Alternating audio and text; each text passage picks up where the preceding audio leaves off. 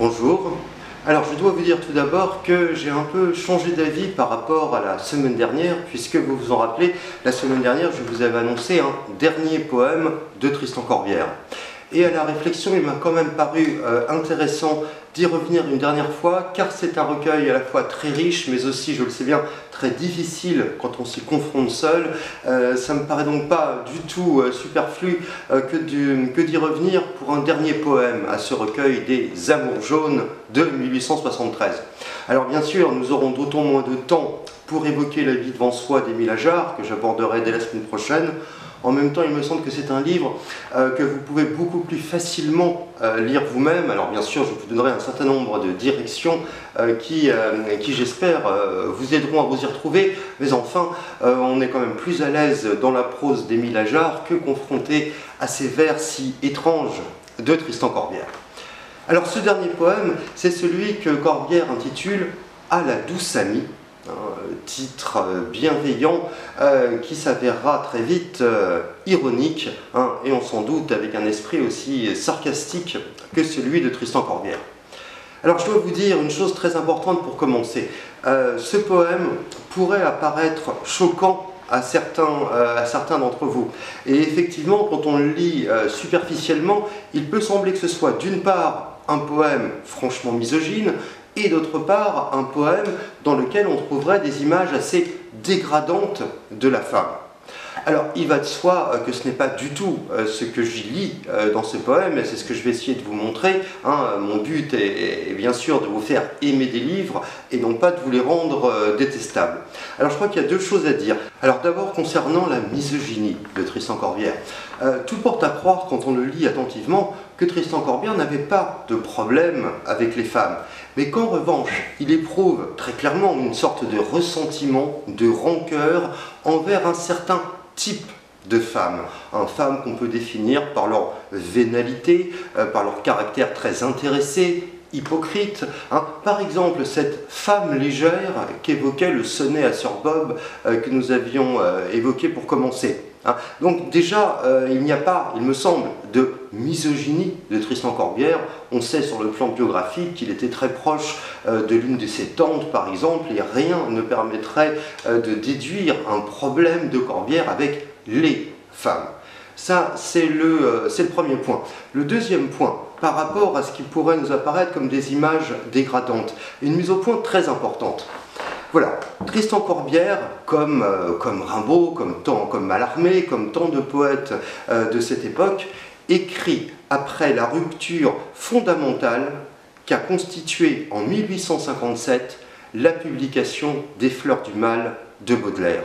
Un recueil qui a tout changé dans la conception que l'on peut avoir de la poésie. Et pour illustrer cela, je citerai un simple vers qui figure dans le tout premier poème des Fleurs du Mal, ce poème dédié au lecteur. Dans ce poème, vers la fin du poème, Baudelaire emploie cette expression assez révélatrice de « ménagerie infâme de nos vices ».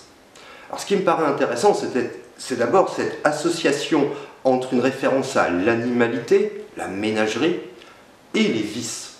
Entendons qu'à partir de Baudelaire, la poésie n'est plus là pour célébrer une vision idéalisée ou idéale de l'amour, mais bien plutôt pour rendre compte d'une vérité de l'âme humaine, y compris dans sa noirceur. Et c'est bien cela, le scandale qu'a pu provoquer en 1857 la publication des Fleurs du Mal. Cette sorte de miroir qui est tendu au lecteur, et un miroir qui n'est certainement pas avantageux, un miroir qui le confronte à la vérité de ses vices. Et il me semble que c'est très exactement ce que fait Tristan Corbière. On l'a vu par exemple avec le sonnet à Sir Bob, ce fantasme d'une humiliation, le fantasme d'un devenir chien auprès de la femme qu'il désire. Eh bien ici, ce sera l'inverse. Ce sera plutôt un fantasme de domination qu'un fantasme d'humiliation. Mais ce qui me paraît le plus important, c'est de bien remarquer que justement, les places chez Tristan Corbière sont mouvantes. Il n'y a pas de rôle assigné, disons, aux hommes ou aux femmes. Ce qui compte chez Tristan Corbière, c'est le jeu fantasmatique. Un jeu fantasmatique qui fait que toutes les places, finalement, apparaissent très mouvantes, que le dominant d'hier peut apparaître ici comme dominé, que les rôles peuvent s'inverser, que le désir d'être humilié en chien devient ici le désir d'humilier l'autre. Donc c'est vraiment ça qui me semble la caractéristique de ces poèmes de Tristan Corbière, cette volonté de livrer comme une vérité du fantasme, une vérité du fantasme dans laquelle rien ne nous permet d'identifier le « je » du poème avec la personne du poète.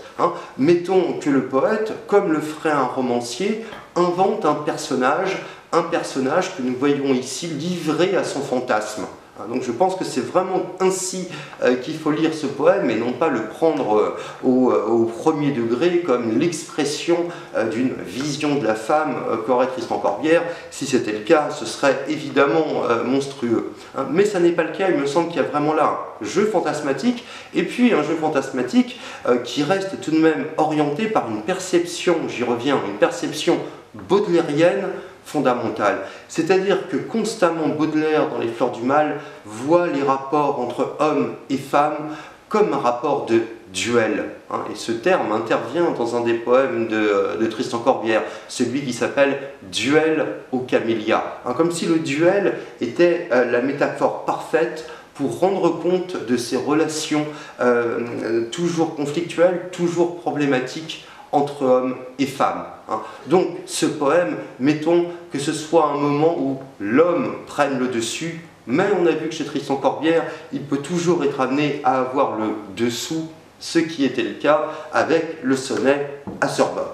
Voilà, cela étant posé, nous pouvons aborder la lecture de ce poème, remarquez que par rapport à tout ce que je viens de vous dire, je l'ai déjà situé par rapport à un certain contexte d'écriture, ce contexte d'écriture que résumerait donc ce vers des Fleurs du Mal, nous présenter la ménagerie infâme de nos vices. Eh bien, voilà en quoi consistera en un sens ce poème, nous confronter à un vice. Ça, ce serait pour le situer par rapport à un certain contexte. Mais il nous faut aussi le situer par rapport au mouvement du recueil. Et là, c'est tout à fait passionnant. Puisque si on regarde le poème qui précède immédiatement à La Douce Amie, on se rend compte qu'il y a bien plus que des similitudes. Qu'en réalité, ces deux poèmes sont absolument indissociables. Que l'un est le négatif de l'autre, très clairement. Et c'est pourquoi, si vous le voulez bien, je ne vais pas seulement lire le poème que nous allons expliquer, mais je vais lire les deux. Donc je vais commencer par lire le poème qui figure sur la page de gauche et que Tristan Corbière a dédié non pas à une femme comme sur la page de droite, mais à sa jument Souris, c'est le nom de la jument, et on sait qu'effectivement Tristan Corbière pratiquait l'équitation et qu'il était très attaché à cette jument Souris. Là, l'ancrage autobiographique est certain. Je lis donc ce premier poème, à ma jument Souris. Pas d'éperon ni de cravache, n'est-ce pas, maîtresse à poil gris? C'est bon à pousser une vache, pas une petite souris. Pas de mort à ta pauvre bouche, je t'aime et ma cuisse te touche. Pas de sel, pas d'étrier. J'agace du bout de ma botte ta patte d'acier fin qui trotte. Va, je ne suis pas cavalier. Hourra, c'est à nous la poussière. J'ai la tête dans ta crinière, mes deux bras te font un collier. Hourra, c'est à nous le hallier. Hourra, c'est à nous la barrière. Je suis emballé, tu me tiens. Hourra, et le fossé derrière, et la culbute. Femme, tiens. Je fais une pause après la lecture de ce premier poème en espérant que vous avez été sensible à son caractère très singulier dans ce recueil, si jaune, comme dit Tristan Corbière, je veux dire si sarcastique, si cynique, si sombre aussi, il faut bien le dire. Là, ce qui est frappant, c'est cette expression de tendresse, et même, allons jusqu'à la déclaration d'amour. Vous avez vu au vers 8, ce « je t'aime », phrase qui semble absolument impossible dans le reste du recueil. Mais là, c'est comme si la relation privilégiée qu'il entretient avec cette jument autorisait une spontanéité sentimentale qui lui est totalement interdite par ailleurs. Par ailleurs, pensez bien à contextualiser un tel poème. Les Amours jaunes paraissent en 1873, alors que le cheval est évidemment utilisé comme moyen de locomotion. Le cheval est instrumentalisé à ce moment-là dans la civilisation occidentale, et que ce souci de l'animal auquel on ne veut imposer aucun des accessoires qui pourraient le faire souffrir, le mors, l'étrivière, la cravache, ce souci est assez frappant et je pense très sincère de la part de Corbière dans sa relation privilégiée avec les animaux, que ce soit les chevaux ou les chiens. Bon, par ailleurs, remarquez, parce que je n'ai pas encore lu le texte, mais déjà nous pouvons esquisser sa caractérisation, puisque on va le voir, ce poème se caractérise par les mêmes traits formels que celui que je viens de lire. Alors, je regarde une dernière fois le poème « À ma jument souris » pour repérer 4 strophes, une première de 4 vers, une deuxième de 6 et 2 strophes de 4. Vous voyez que sur la page de droite, c'est la même chose. Mais plus encore, si on regarde les rimes à présent, cravache, gris, vache, souris, bouche, touche, etc., et que nous nous reportons à la page de droite, nous voyons exactement les mêmes rimes, cravache, gris, mâche, souris, bouche, mouche. Donc on voit que le deuxième poème est comme décalqué sur le premier, comme déduit du premier. Alors pour autant, est-ce un simple redoublement? Eh bien non, ce sera tout le contraire, tout ce qui était dit dans le premier poème, à savoir cette jument aimée comme si c'était une femme, va s'inverser, et nous allons voir une femme littéralement traitée comme une jument. D'où le caractère évidemment très provocateur de ce poème. C'est pour ça que je voulais commencer en espérant que vous n'allez pas être choqués, mais je pense que, encore une fois, on est choqué que si l'on ne comprend pas qu'il s'agit là d'une projection dans le fantasme d'une part, et d'autre part d'une parole assez distanciée de Tristan Corbière. Il ne parle pas pour qu'on le prenne à la lettre, ça va de soi. Donc lisons à présent ce nouveau poème, qui est en même temps, vous l'avez compris, une répétition du précédent. Et voyez d'ailleurs que le titre rime, si on peut dire, avec le titre du poème précédent. « À ma jument souris, à la douce amie ». Bien. À la douce amie. Ça, bah dis non, j'ai ma cravache. Prends ce mort, bijou d'acier gris. Tiens, ta dent joueuse le mâche. En serrant un peu, tu souris. C'est pour te faire la bouche. Vlan, c'est pour chasser une mouche. Veux-tu sentir te chatouiller l'éperon, honneur de ma botte? Et la folle du logis trotte. Jouons à l'amour cavalier. Porte beau ta tête altière, laisse mes doigts dans ta crinière. J'aime voir ton beau col ployé. Demain, je te donne un collier. Pourquoi regarder en arrière? Ce n'est rien, c'est une étrivière. Une étrivière et je te tiens. Et tu m'as aimé. Rosse, tiens.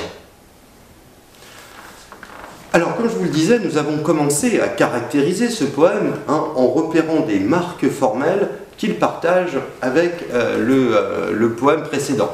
J'ai oublié de dire d'ailleurs que les deux poèmes sont également écrits en octosyllabes, donc des vers de 8 syllabes, et non plus des alexandrins de 12 syllabes comme on l'avait vu avec le sonnet à Sir Bob. Cela a son importance car le vers de 8 syllabes est forcément beaucoup plus court et concourt à donner ce rythme très enlevé, très rapide à ce poème.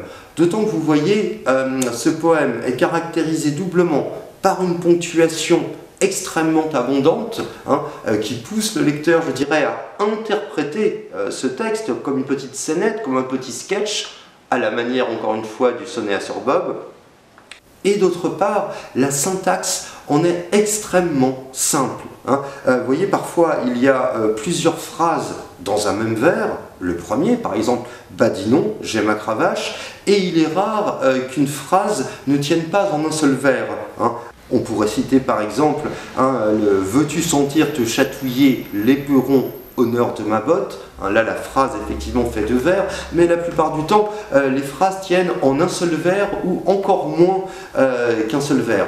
Donc, il y a une volonté là, je dirais, de donner un rythme très vif, qui s'accorde parfaitement avec la scène que l'on va voir, et d'autre part, cela vise peut-être à nous rapprocher d'une sorte de spontanéité de l'élan pulsionnel, puisque c'est ça le souci de Tristan Corbière, une fois encore, nous confronter à la vérité d'un vice, comme il l'a fait avec le sonnet à Sir Bob, et qu'il fait ici en inversant les rôles, si l'on peut dire.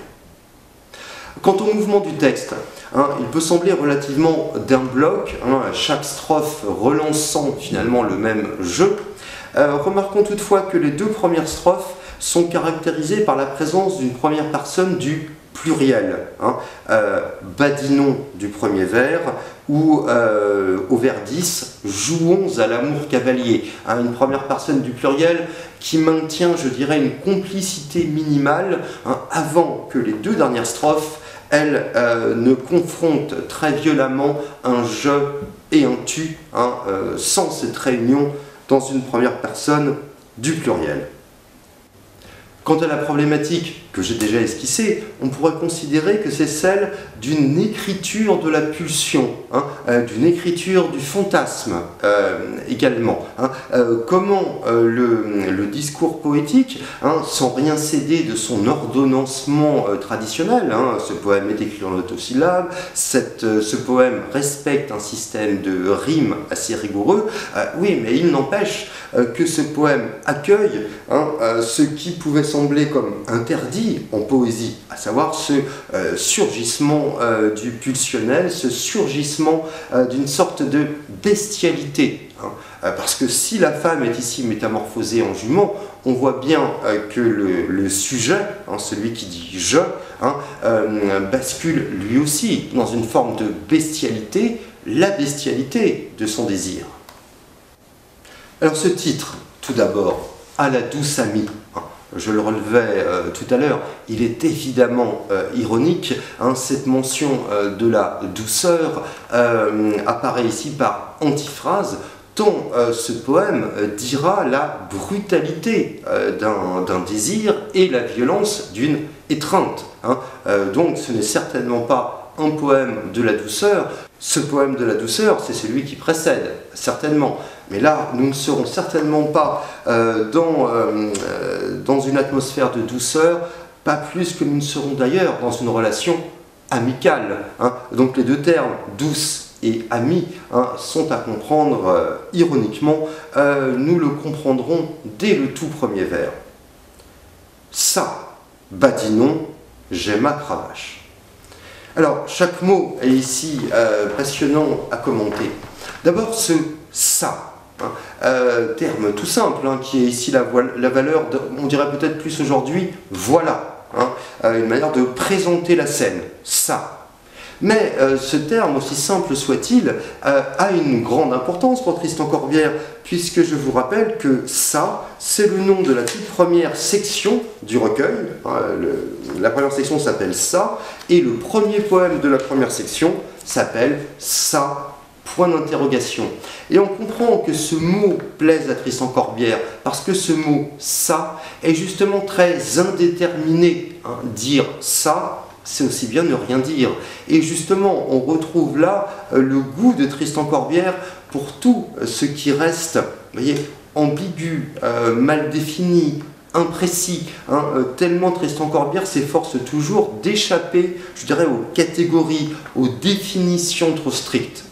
Donc ce « ça » inaugural dans le poème est déjà intéressant par rapport à ça. Mais l'autre raison qui rend ce mot très intéressant, alors là, évidemment, je me prépare à faire un anachronisme, il n'empêche, il est frappant de penser que Freud, quand bientôt il va inventer la psychanalyse, se servira de ce terme « ça » hein, pour désigner l'ensemble de nos pulsions et plus particulièrement la pulsion libidineuse, la pulsion sexuelle. Hein. Freud parlera du ça. Hein, et l'emploi en substantif de ça renverra bien à cette même libido dont nous allons suivre ici une forme de déchaînement. Ça, badinons. Alors le terme badiner est extrêmement significatif. Surtout si l'on pense au titre d'une autre pièce d'Alfred de Musset. Vous vous en souvenez, je vous avais dit que si les Caprices de Marianne répondaient à une autre pièce de Musset, c'était d'abord cette pièce qui s'appelle « On ne badine pas avec l'amour ». Et c'est comme si, avec ce simple mot, Corbière inversait le titre de Musset. Et là où la phrase de Musset avait une tournure impersonnelle, on ne badine pas avec l'amour, là il assume une première personne du pluriel, badinons. Et puis surtout, là où Musset marquait un interdit, on ne badine pas, là au contraire l'impératif enjoint de badiner. Mais renverser le titre de Musset, c'est lourd de conséquences, parce que si l'on ne badine pas avec l'amour dans la conception qui est celle de Musset, c'est parce que le fait de badiner, qui renvoie à une forme de séduction un peu légère, sans conséquence, donc c'est que pour Musset, le fait de badiner est contraire à la force, à la beauté, à la grandeur du sentiment amoureux.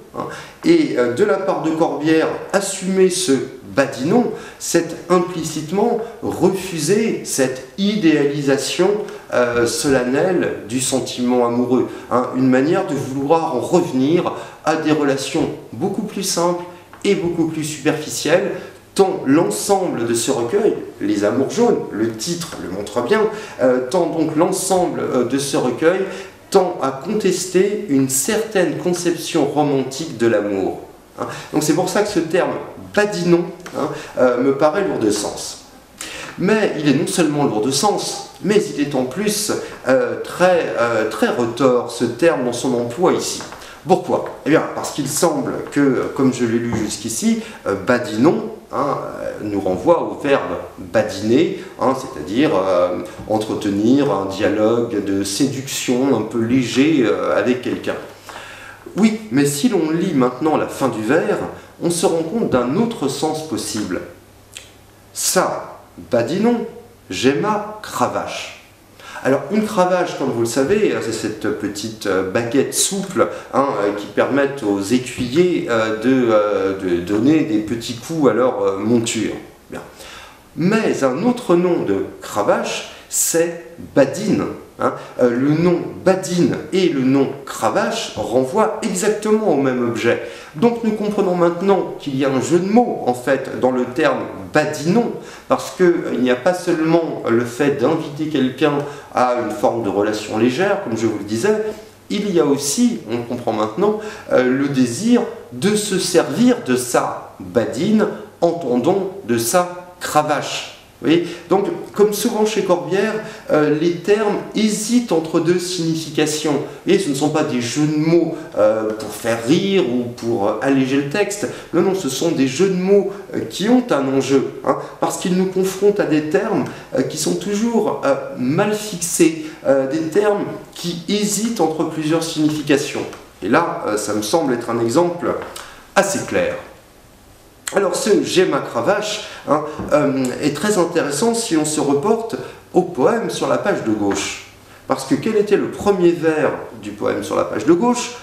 Pas d'éperon ni de cravache. Et donc nous comprenons que le rapport que ce poème entretient avec le précédent n'est pas seulement dû à la reprise du même modèle formel, mais qu'il va reposer sur une inversion de sa thématique. Et là où le poème de la page de gauche sur la jument souris célébrait une relation tendre avec le souci de ne surtout pas faire mal, eh bien, ce poème va nous confronter à une relation, au contraire, très brutale, et la jument qui était traitée comme une femme va céder sa place à une femme traitée comme une jument. Mais vous voyez que autant le sonnet à Sir Bob nous confrontait à un fantasme purement masochiste, puisque c'était bien cela dont il s'agissait, dans ce désir de s'humilier pour la femme que l'on désire, et bien donc à ce poème sur une pulsion masochiste succède un poème qui très clairement affirme une pulsion sadique. Le seul terme de cravache, puisqu'une cravache sert à donner des coups, suffirait évidemment à le montrer. Alors le deuxième vers en rajoute en un sens sur ce sadisme avec la mention du mort. Vous avez cette pièce métallique qu'on met dans la bouche du cheval et qui évidemment peut le faire souffrir.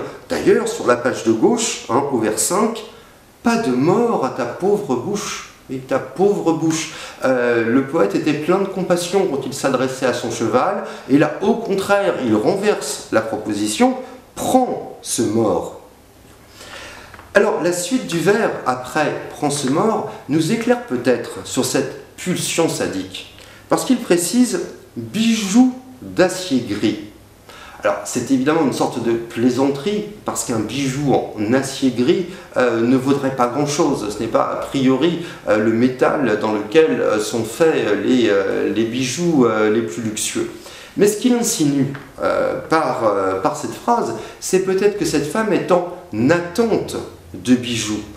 Ce qui voudrait dire que cette femme est une femme vénale, une courtisane, un peu comme cette dame aux camélias qui semble avoir marqué Tristan Corbière. Il y aurait donc une sorte de vengeance verbale avec ce poème d'une femme qui se serait montrée, disons peut-être, exclusivement intéressée matériellement. Ce serait donc une manière de lui dire « Ah bah tu voulais des bijoux, eh bien en voilà un ». Évidemment c'est un bijou qui ne peut que se retourner contre elle. Et comme si ça ne suffisait pas, Tristan Corbière en rajoute avec le vers suivant « Tiens, ta dent joueuse le mâche ».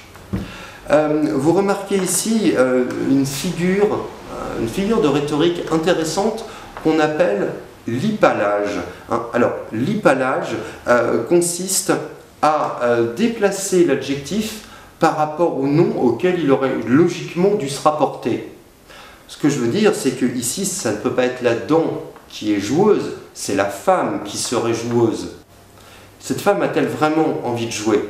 C'est évidemment toute la question que pose ce poème, et auquel ce poème ne répond pas vraiment, sauf à son dernier vers, ce « tu m'as aimé », alors on y reviendra, mais qui sous-entend que le jeu a finalement été accepté par l'un et par l'autre, ce qui changerait évidemment la perception que nous aurions du texte. Alors, dernier vers de la strophe, qui continue très clairement dans cette affirmation d'une cruauté jubilatoire, qui continue dans cette expression d'un sadisme totalement débridé, avec « en serrant un peu, tu souris ». Alors on comprend que, en fait, non, ça n'est pas un sourire. Simplement, bien sûr, s'il serre sur le mort, cela va avoir tendance à remonter les coins de sa lèvre, ce qui va donner l'illusion d'un sourire. Mais ce n'est pas un vrai sourire, bien sûr, qui est produit ici par le mort. Et puis, ce terme « souris » a un emploi, je dirais, d'autant plus visiblement ironique qu'il reprend le nom propre de la jument de la page précédente. À toi qui es souris, a succédé elle qui sourit. Il y a un jeu, évidemment, qui confirme encore le rapport que ces deux poèmes entretiennent entre eux. Alors nous passons à cette deuxième strophe qui est frappante ici, je dirais, par ses onomatopées. On va le voir, en et vlan. Il y avait aussi des onomatopées dans le poème sur la page de gauche, mais c'était des onomatopées qui disaient la joie, qui disaient l'allégresse d'être ensemble. C'était cette « hurrah » répété 4 fois dans le texte. Mais là, ce ne sont plus des cris de joie, ce sont des cris qui accompagnent la violence des coups.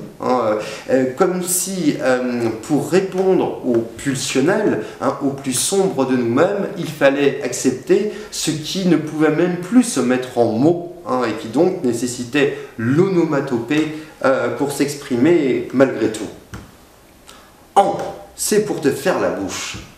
Alors, il y a ici, au-delà de la cruauté du coup, il y a un jeu de mots évident, hein, mais constamment, vous l'avez compris, Tristan Corbière nous confronte à une forme d'hésitation, d'indécision des termes. Parce que faire la bouche peut avoir deux emplois. Hein. On parle de faire la bouche d'un cheval, effectivement, c'est l'habituer à porter le mors. Oui, mais pour une femme, se faire la bouche, eh bien, ça revient à la maquiller. Hein. Donc on voit que Tristan Corbière se sert délibérément d'expressions ambiguës, qui peuvent aussi bien s'appliquer à une jument qu'à une femme, pour favoriser cette sorte de métamorphose ou d'ambiguïté entre le partenaire féminin et cette image de la jument.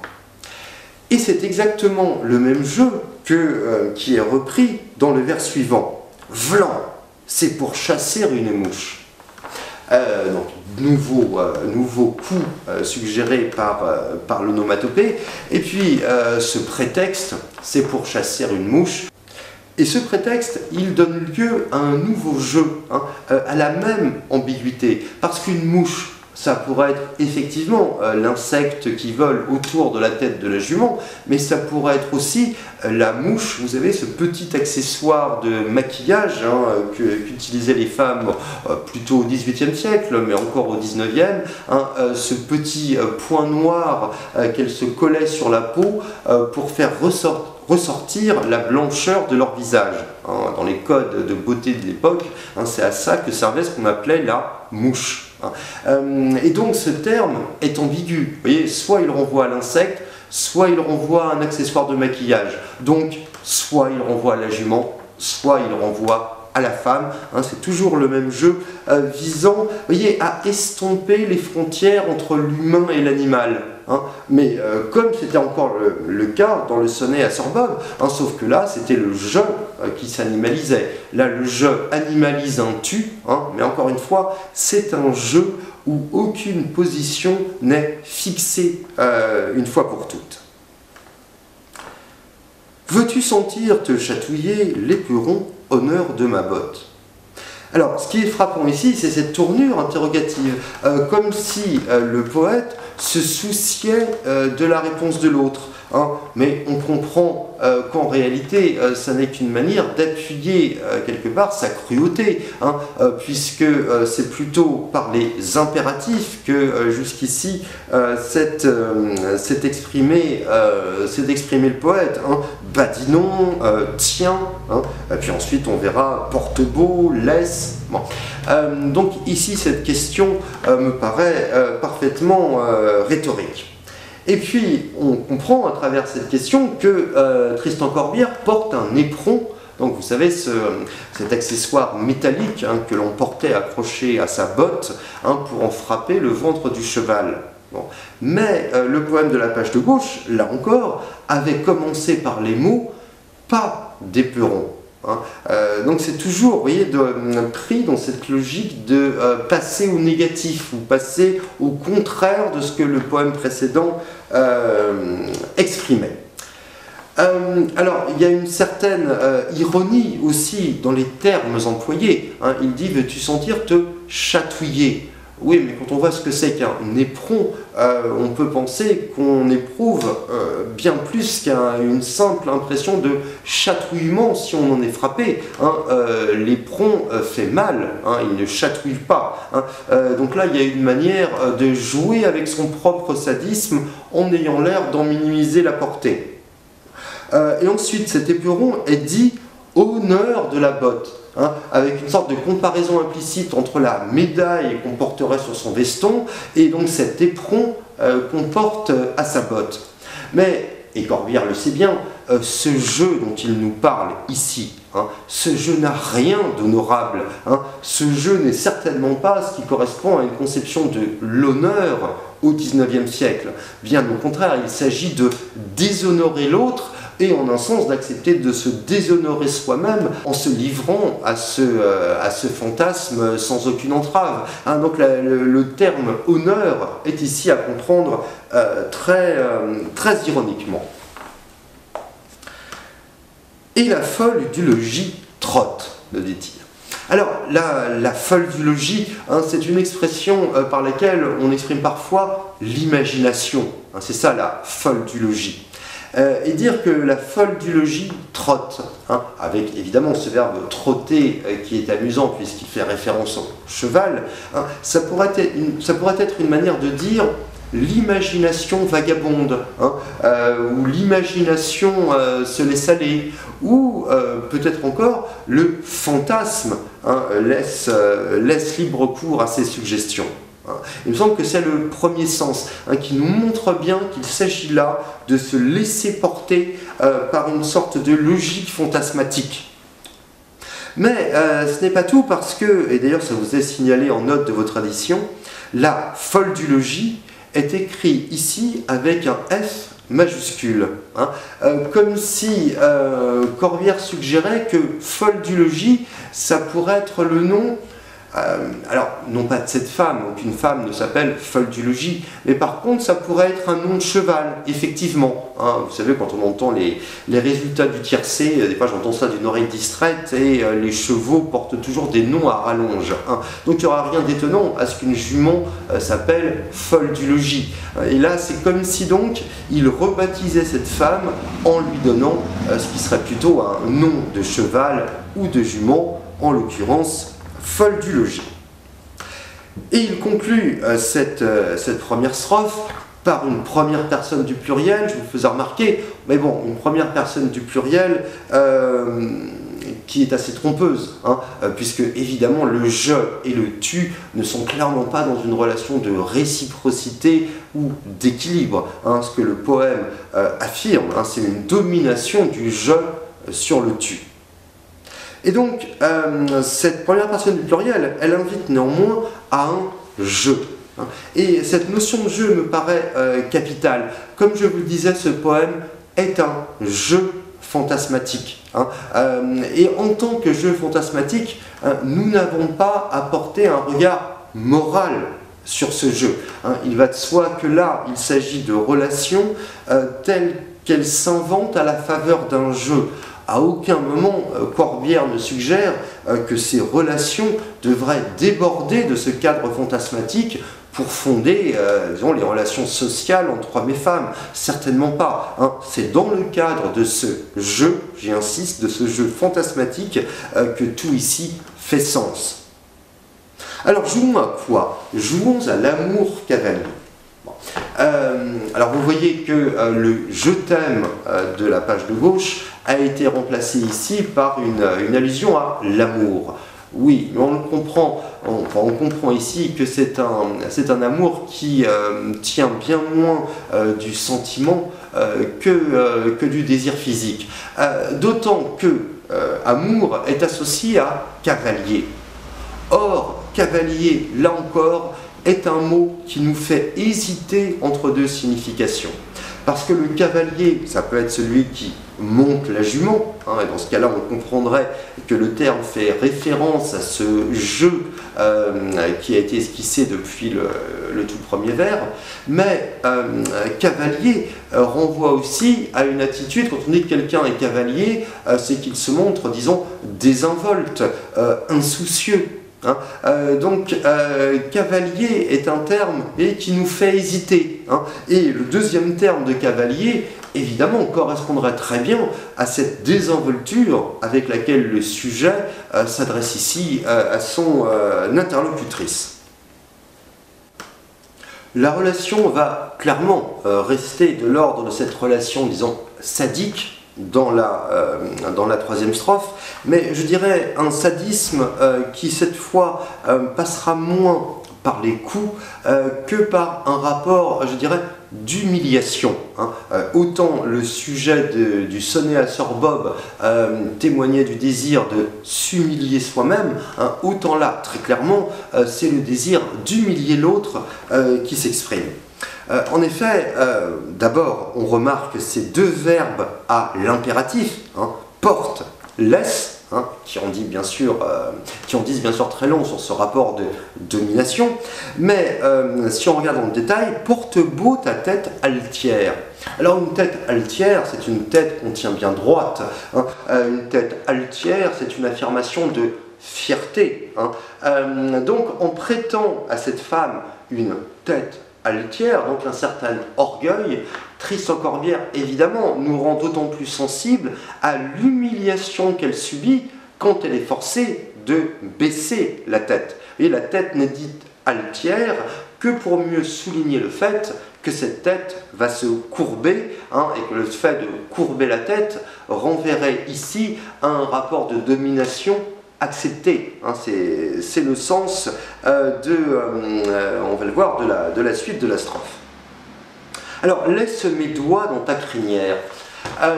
Le terme de crinière pourrait faire penser à certains poèmes, par exemple certains poèmes de Baudelaire, hein, le très beau poème La chevelure dans Les Fleurs du Mal évoque une crinière et ça n'a aucune connotation péjorative, aucune connotation négative, bien au contraire, puisque Baudelaire célèbre la puissance d'évocation qu'il trouve dans les cheveux de la femme désirée. Oui, mais je dirais que dans ce contexte, le terme crinière, évidemment, appuie encore, vous voyez, cette indécision entre l'animal et l'humain, qui l'animalise davantage encore cette femme, hein, que tout ici invite à considérer comme une sorte de jument. Et donc, le troisième vers nous explique pourquoi, finalement, le poète évoquait sa tête altière. Parce que, dit-il, « J'aime voir ton beau col ployé ». Manière de dire, j'aime voir quand tu baisses la tête. Hein. Et vous voyez qu'il dit, j'aime voir. Sur la page de gauche, il disait « je t'aime ». Là, à aucun moment, il dit « je t'aime ». Il dira « tu m'as aimé ». Il dit « j'aime voir », mais à aucun moment, il y a une vraie parole d'amour de sa part. Et bien sûr que cela renforce encore ce rapport d'humiliation. Donc, j'aime te voir baisser la tête. Mais il emploie le terme de col, hein, qui pourra surprendre. Il aurait pu employer cou, tout simplement. Alors d'une part, le mot col annonce le terme de collier qui va suivre, et il me semble que ça renforce encore l'animalisation de l'humain, hein, et que c'est sans doute la raison pour laquelle il a préféré ce terme de col. Et puis, surtout phonétiquement, hein, évidemment que col appelle ce collier que nous trouvons ensuite. Demain, je te donne un collier. Alors, on peut faire la même remarque qu'on faisait à propos du bijou du deuxième vers. Hein, rappelez-vous, je vous avais dit, est-ce que ce vers ne suggère pas qu'il s'adresserait à une femme vénale, une femme intéressée, ce qui expliquerait cette sorte de jubilation à se venger d'elle à travers un poème, hein, parce qu'encore une fois, il ne s'agit pas d'actes véritables, hein, il s'agit d'une jubilation des mots. Hein, le fantasme est ici un fantasme purement verbal. Hein, et est-ce que ce fantasme verbal ne pourrait pas correspondre, hein, à un désir de se venger d'une femme cupide, une femme cupide qui n'en finirait pas d'exiger des bijoux, hein. Leur premier bijou, c'était au vers 2, le mort, et deuxième bijou, au vers 14, je te donne un collier.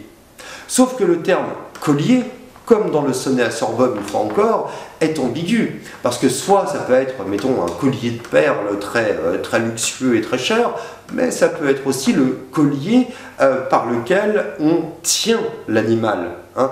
Donc ce terme de collier est savamment ambigu et s'inscrit donc parfaitement dans cette succession de termes très indécis, très sciemment indécis qui composent le texte. Alors, il faut que j'avance, je risque d'être sinon un peu long. Je passe à cette quatrième strophe, un peu singulière.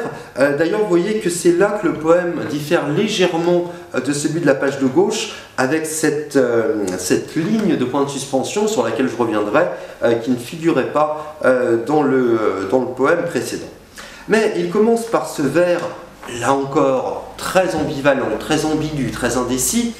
Pourquoi regarder en arrière?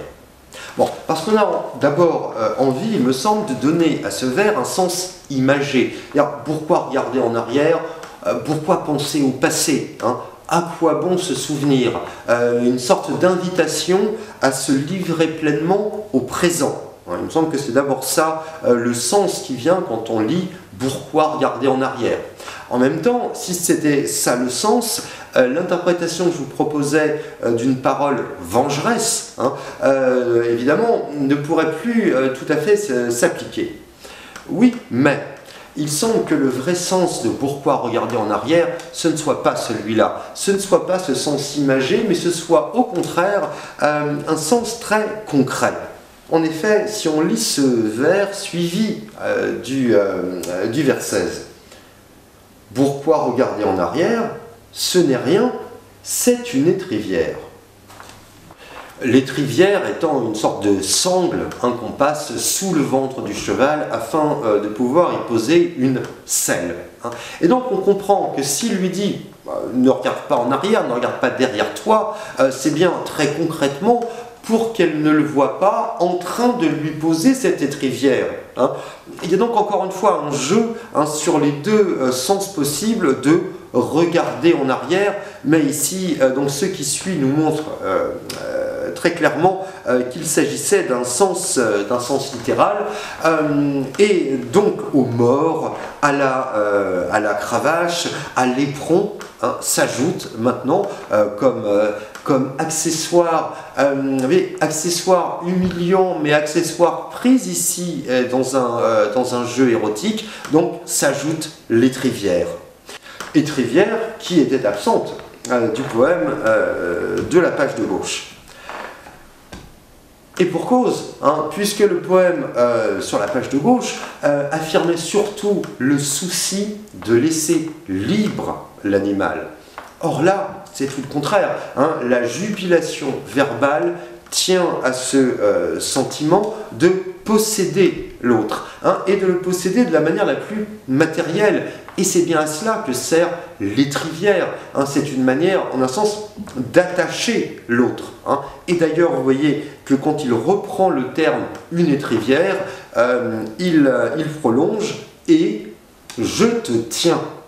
Il me semble que c'est ça, tout l'enjeu du fantasme déployé ici, tenir l'autre, lui interdire cette liberté, cette même liberté qu'on se montrait si soucieux de laisser à l'animal. Mais vous comprenez que autant il y a un amour sincère de l'animal dans les amours jaunes, autant on devine toujours comme une sorte de rancœur, de ressentiment de Tristan Corbière, je le disais au début, non pas à l'égard de toutes les femmes, mais à l'égard d'un certain type de femmes, d'où il me semble ce désir d'une forme de vengeance verbale, ici donc à travers ce fantasme.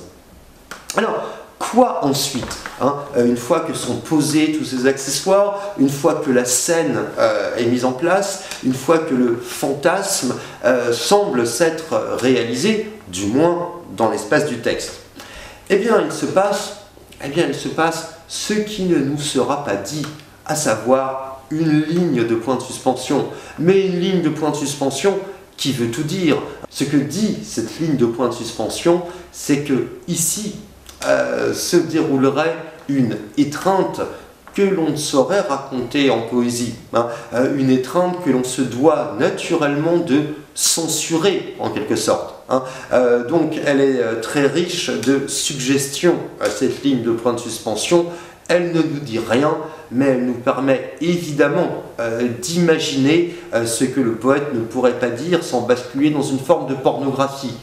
Donc il y a juste cette ligne de point de suspension, et on devine du coup que le tout dernier vers eh bien, nous renvoie à un temps après l'étreinte, que nous ne sommes plus dans la même temporalité que celle des premiers vers, qui donc mettaient en place le fantasme. Et tu m'as aimé. C'est ce que nous lisons donc après cette ligne de point de suspension, hein, et on peut imaginer comme un moment de tendresse après l'union des corps. Hein. Et en même temps, vous voyez que toujours s'inverse le poème de la page précédente, puisque dans le poème précédent, c'était bien le poète, hein, ce « je » qui disait « je t'aime ». Hein, et ici, c'est « tu m'as aimé ». Hein.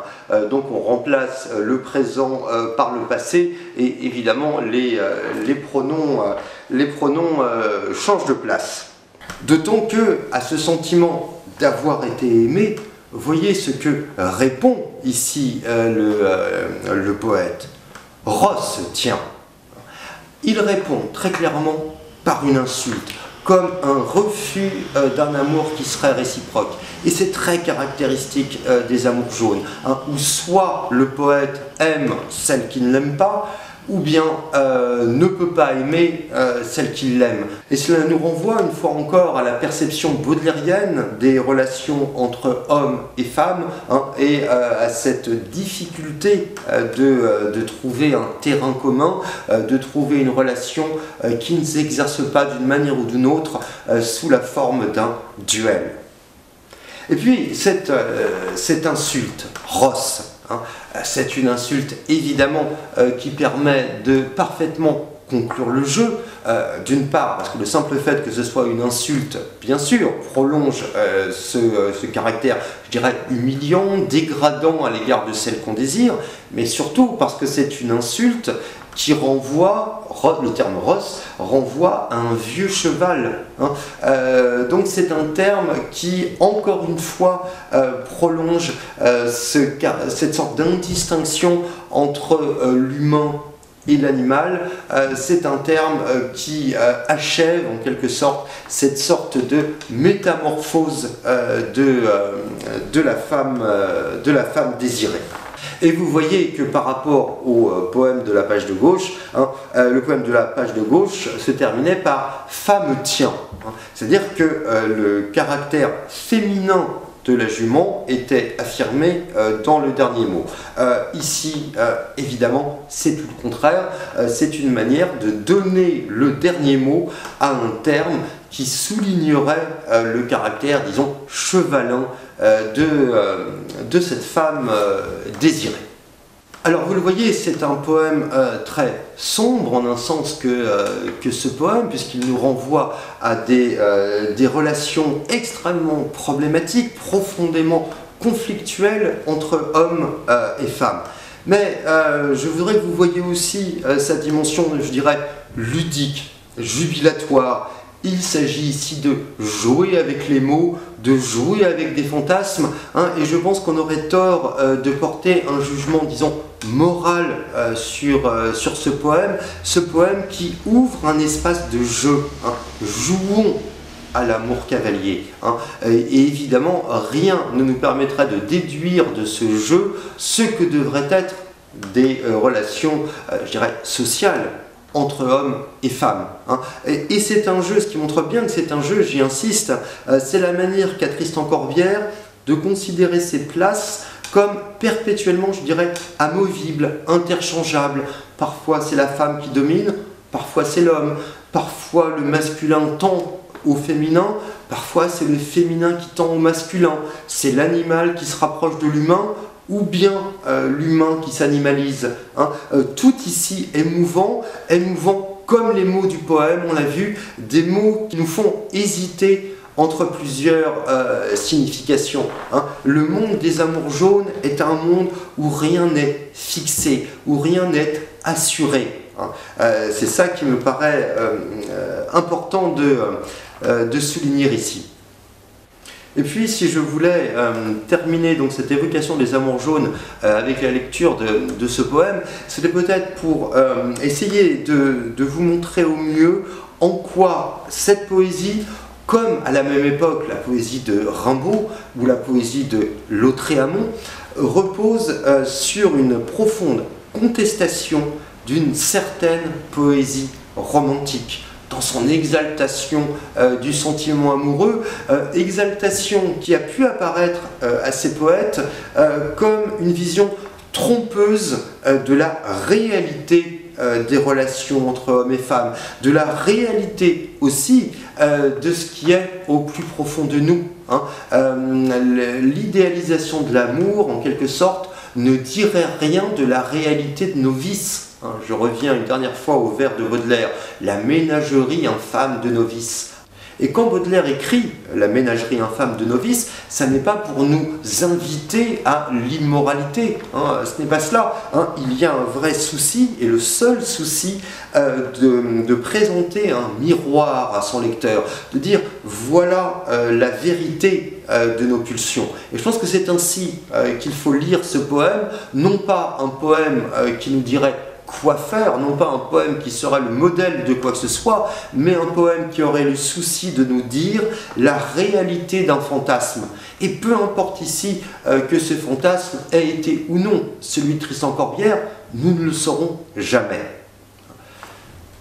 Alors j'espère vous avoir donné envie de mieux lire Tristan Corbière, un poète incontestablement dérangeant, et le poème que nous avons étudié aujourd'hui le confirme, mais un poète tellement singulier, tellement original, qu'il me semble cela vaut le coup d'y aller voir d'un peu plus près. Bien, en tout cas, la semaine prochaine, nous aborderons un nouvel auteur avec cet Émile Ajar, ce mystérieux Émile Ajar, auteur de ce formidable roman, La vie devant soi. Donc je vous dis à la semaine prochaine, au revoir.